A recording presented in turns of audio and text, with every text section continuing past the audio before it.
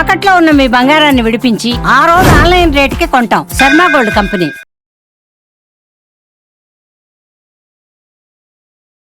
నమస్తే సార్. నమస్తే అండి. సార్, మనం యాక్చువల్గా నేను ఒక వీడియో చేసాము. 4 lakhsకి వెళ్తుందేమో సిల్వర్ అన్న అంచనాలతో అయితే ఒక వీడియో చేయడం జరిగింది. బట్ మనం చేసి ఇంకా 24 hours కూడా కాకముందుకే ఒక్కసారికి కూడా సిల్వర్ కేజీ 4 lakhs అయిపోయింది సార్. అంటే కొంచెం టైం తీసుకుంటుందేమో అని అనుకున్నాం. బట్ ఇక్కడ ఎక్కడా కూడా గ్యాప్ లేకుండా 24 hours కూడా కంప్లీట్ కాకుండానే సిల్వర్ 4 lakhsకి అయిపోయిన పరిస్థితి కనిపిస్తుంది. ఏంటిదంతా కూడా అంతర్జాతీయంగా ట్రంప్ కెనడాపై కూడా 100% టారిఫ్స్ విధిస్తానని చెప్పిన వేళ మార్కెట్స్ అన్ని కూడా అటు ఇటైన పరిస్థితి కనిపిస్తుందా ఏంటి సార్? అసలు మీ అనాలిసిస్ ఏంటి? ఈ చిత్రంగా నిన్న మనం అనుకున్నాం కదా, ఈ ట్రంప్ వల్ల చాలా ఎఫెక్ట్ అవుతుందని. ఇప్పుడు వరల్డ్ మొత్తం కూడా ఏంటంటే ఇప్పుడు ట్రంప్కి అగ్నెస్ట్గా కోయిలేషన్స్ జరుగుతున్నాయి. దానిలో భాగంగానే ఇండియా యూరోపియన్ కంట్రీస్కి మధ్య ఒక మదర్ ఆఫ్ ఆల్ డీడ్స్ అనేది జరిగింది నిన్న.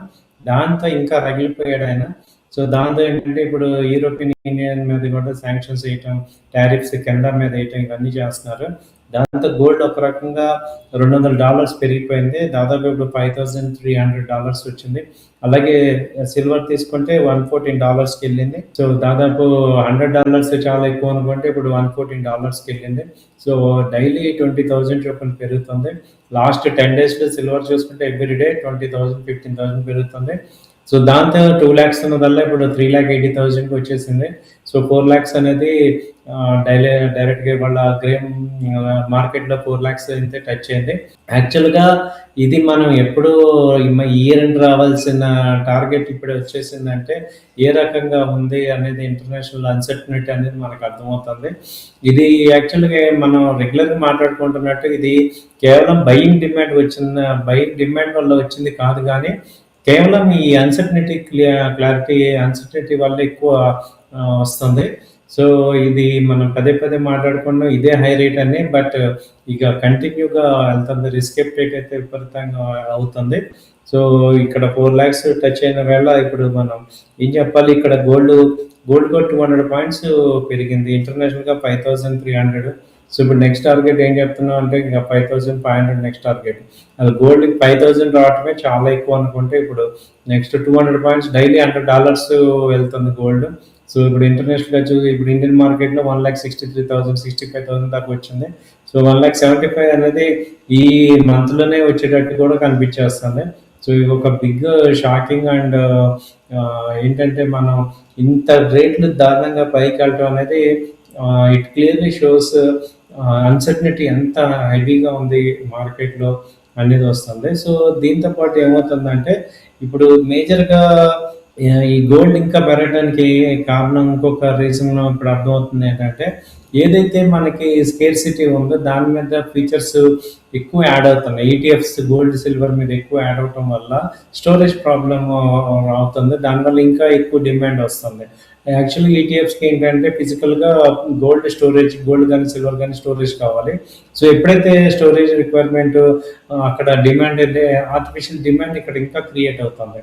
సో కాబట్టి ఏమవుతుందంటే ఏదైతే స్కేర్సిటీ ఉందో దాని మీద ఎక్కువ మనీ ఇన్వాల్వ్ అవుతున్నప్పుడు ఎక్కువ డిమాండ్ క్రియేట్ అవుతుంది. సో దాంతో ఇప్పుడు ఇండియన్స్ అందరూ కూడా ఫారినర్స్ అందరూ కూడా ఏమయ్యారంటే ఇప్పుడు గోల్డ్ సిల్వర్ని మేజర్గా ఇంట్రెస్ట్ చూపిస్తున్నారు, దాని మీద ఇన్వెస్ట్ చేస్తున్నారు.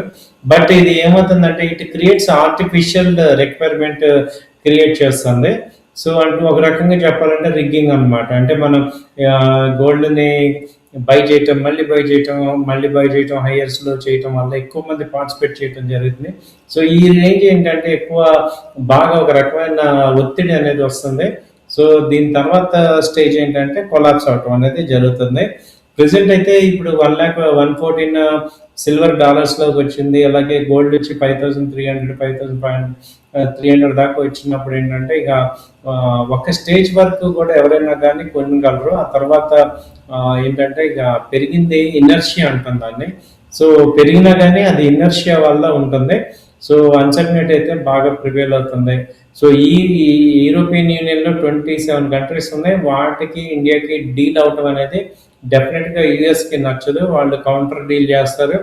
అలాగే ఇప్పుడు ఏంటంటే ఇదర్ యుఎస్ డీల్ కూడా వర్కౌట్ అయ్యేటట్టు ఒప్పుకుంటున్నారు.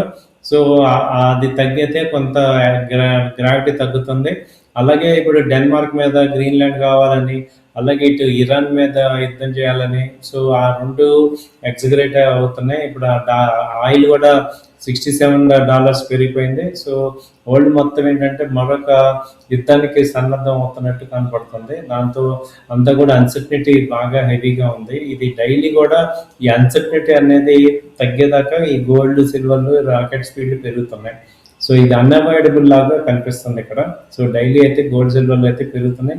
ఇక ఎంతవరకు వెళ్తాయి ఏంటి అనేది ఈ అన్సర్టనిటీని మేజర్గా అవుతున్నాయండి. అంటే మీరు కూడా ప్రెడిక్ట్ చేయలేకపోతున్నారా సార్ ఇప్పుడున్న మార్కెట్ని బట్టి మనం చూస్తుంటే? అంటే నిన్నటికి ఈ రోజుకి చూస్తే కూడా ఒక్కసారి 13,000 హైక్ అయిపోయిన పరిస్థితి చూస్తున్నాం మనం.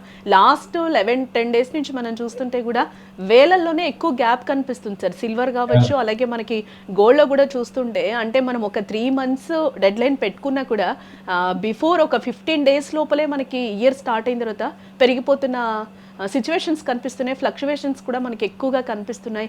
ఏంటి అసలు అంటే ఇప్పుడు గోల్డ్ కొనే వాళ్ళకి కూడా మీరు ఏం చెప్తారు? అలాగే సిల్వర్ కొనే వాళ్ళకి కూడా అంటే రేట్స్తో సంబంధం లేకుండా మేము కొనాలి అని అనుకున్న వాళ్ళకైతే మీరు ఏం చెప్తారు సార్? ఇప్పుడైతే చెప్పేది ఒకటేనండి, బాగా రిస్క్ ట్రేడర్స్ ఇప్పుడు నిన్న మా క్లయింట్స్ కూడా తీసుకున్నారు. వాళ్ళకి చెప్పేటప్పుడు ఒకటే చెప్తున్నా, హెవీ రిస్క్ ఉంది, చూసుకోండి. ఇప్పుడు 10,000, 20,000 ప్లస్ చూసుకుంటే ఇక్కడ డౌన్ సైడ్ అయితే ఒక 1 lakh దాకా డౌన్ సైడ్ రిస్క్ ఉంది. సో హెవీ రిస్క్ ఉంది, నేను బేర్ చేస్తాను అన్న వాళ్ళు తీసుకోండి. నార్మల్గా రిస్క్ అప్డేట్ తక్కువ ఉన్న వాళ్ళు, మనీ తక్కువ ఉన్న వాళ్ళు ఈ టైంలో కొంచెం కేర్ఫుల్గా ఉండాలి. సో ఓకే సార్, నాకు పోయినా పర్వాలేదు, నేను ఆగుతాను, ఏం పర్వాలేదు, ర్యాలీలో పార్టిసిపేట్ చేయాలి, మీరు ఇలాగే అంటుంటారు, ఇలాగే పెరుగుతుంది, బాగానే పెరుగుతుంది, రోజు రోజు పెరుగుతుంది అని చాలామంది అంటున్నారు. సో ఇక్కడ ఏమవుతుందంటే ఇక అది ఇనర్షియా వల్ల పెరుగుతుంది. ఒరిజినల్గా ఏంటంటే మేజర్గా అప్ ట్రెండ్స్ రెసిస్టెన్స్కి వచ్చేసాయి. సో బాగా పీక్ లెవెల్కి వచ్చాయి కాబట్టి ఇక అక్కడి నుంచి కొంత రెసిస్టెన్స్ అనేది జరిగి కొంచెం రేట్ స్టెబిలైజ్ అయ్యే టైం అయితే వస్తుంది. మేబీ మీకైతే సిల్వర్ అయితే చెప్తున్నాం కదా, మార్చి, ఏప్రిల్ కల్లా ప్రొడక్షన్ రెడీగా వచ్చేస్తుంది అనమాట. ఇప్పుడున్న డిమాండ్ తగ్గ ప్రొడక్షన్ ఏప్రిల్లో వస్తుంది. ప్రెసెంట్ 500 tons షార్టేజ్ అయితే సిల్వర్ డిమాండ్ సప్లైలో ఉంది. సో కింద లెవెల్లో ఎప్పుడైతే కొన్న వాళ్ళు ప్రాఫిట్ బుకింగ్ వస్తారో అప్పుడు మార్కెట్ కొంత కరెక్షన్ అయ్యే ఛాన్సెస్ ఉంది. సో వాళ్ళ యొక్క ఆప్టిమిజం తగ్గేంత వరకు ఇది పెరుగుతూనే ఉంటుంది. అంటే ఎమోషనల్ పీపుల్ యొక్క ఆప్టిమిజం అంతా కూడా తగ్గేంత వరకు సిల్వర్, గోల్డ్ పెరుగుతూనే ఉంటాయి. ఇప్పుడు నెక్స్ట్ టార్గెట్స్ మాట్లాడితే ఇప్పుడు గోల్డ్ వచ్చి 5,500 దాకా ఉంది, సిల్వర్ వచ్చి 130 దాకా ఉంది. $130 అంటే ఇప్పుడు మనం చూసుకుంటే ఇప్పుడు 4 lakhs అనేది ఇక మీరు అన్నట్టు రేపు సాయంత్రం కల్లా వచ్చేటట్టు కనపడుతుంది. రేపు ఎల్లుండి 4 lakhs వచ్చేటట్టు ఉంది. అది బ్రేక్ అయినా ఇంకా మళ్ళీ అలాగా కంటిన్యూ ర్యాలీ అయితే కనపడుతుంది, ఎక్కడ కూడా ఇది అవ్వట్లేదు.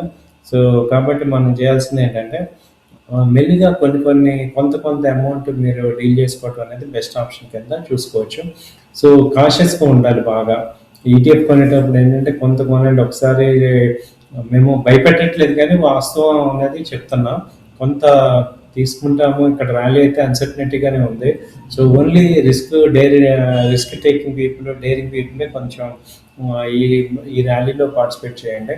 సో మళ్ళీ ఏదైనా డిప్పు వస్తుందంటే రోజు వస్తుంది అంటున్నాం కానీ ఎక్కడ కూడా కనపట్లేదు. సో ఈ గ్రావిటీ అయితే బాగా పెరుగుతుంది. సో దీన్ని ఇక పర్సనల్గా ఏంటంటే ఒక అనలిస్ట్ లాగా కాకుండా ఇక ఎమోషనల్ ట్రేడర్స్ ఎక్కువ మంది పార్టిసిపేట్ చేస్తున్నారు. సో అన్ని రకాలుగా అన్ని వైపుల నుంచి కూడా బయింగ్ ప్రెషర్ వచ్చింది. కాబట్టి ఏంటంటే డైలీ ఒక 20,000 సిల్వర్ పెరుగుతుంది, ఒక 5,000, 4,000 గోల్డ్ పెరుగుతుంది. సో ఇదైతే కంటిన్యూ అవుతుంది, ఏం చేయలేకపోతున్నాం. సో మీరు పార్టిసిపేట్ చేస్తానంటే కొంత ఒక 20%, 30% వాటిలో పార్టిసిపేట్ చేయండి. అప్పుడు కానీ కొంచెం మనం నార్మల్ అవ్వచ్చు. సో సంపాదించుకోండి, రిస్క్ని కూడా అర్థం చేసుకోండి. ఓకే, లాస్ ఎంత అనేది లాక్ చేసుకుంటూ ముందుకు వెళ్ళాల్సిన టైం అనమాట ఇది. సో ఎంత పెరుగుతుంది ఏంటి అనేది ఇంకా లేదు కాబట్టి పార్షియల్ బుకింగ్ చేసుకోవటం, మళ్ళీ ఒకటి అంటే 4 lakhs వరకు వెళ్ళొచ్చేమో అని ఒక అంచనా అయితే మనం పెట్టుకున్నాం. యాక్చువల్గా అది 4 lakhs రీచ్ అయిపోయిన సందర్భంలో అంటే ఇంకేమైనా మనం చెప్పుకోవచ్చు అంటారా? ఒక 4.5 లేకపోతే 5 lakhs ఒక కేజీ సిల్వర్ వెళ్ళే ఛాన్సెస్ ఉంది అని కూడా మనం అనుకోవచ్చు అంటారా? ఇప్పుడున్న పరిస్థితి అలాగే అనుకోవాల్సి వస్తుందండి. ఎమోషనల్ గానే చెప్పాల్సి వస్తుంది కానీ ఒక టెక్నికల్ గా అయితే ఓవర్ సోల్డ్ జోన్ లోకి వచ్చింది. బట్ ఎమోషనల్ గా ఏంటంటే ఇంకా డ్రైవ్ చేసే ఛాన్సెస్ కనపడుతున్నాయి. సో 4,50,000 ఇప్పుడు నెక్స్ట్ టార్గెట్ పెట్టుకోవాలి. 3,50,000 స్టాప్ లాస్ పెట్టుకోండి. సో మీరు ఈసారి ఏంటంటే ట్రేడర్స్ అందరూ కూడా ఈ స్టాప్ లాస్ అనేది పెట్టుకుంటే రిస్క్ని కంట్రోల్ చేసుకోగలిగితే మీరు ఎక్కడైనా కానీ ఎంటర్ అవ్వచ్చు. సో రిస్క్ని హ్యాండిల్ చేయడం అనేది ఇంపార్టెంట్ ఇక్కడ ఉన్న పరిస్థితుల్లో. సో దాని ప్రకారం చూసుకుంటే మీరు 4 ల్యాక్ మినిమం అయితే 4,25,000 అయితే ఫస్ట్ టార్గెట్ కింద తీసుకోవాలి.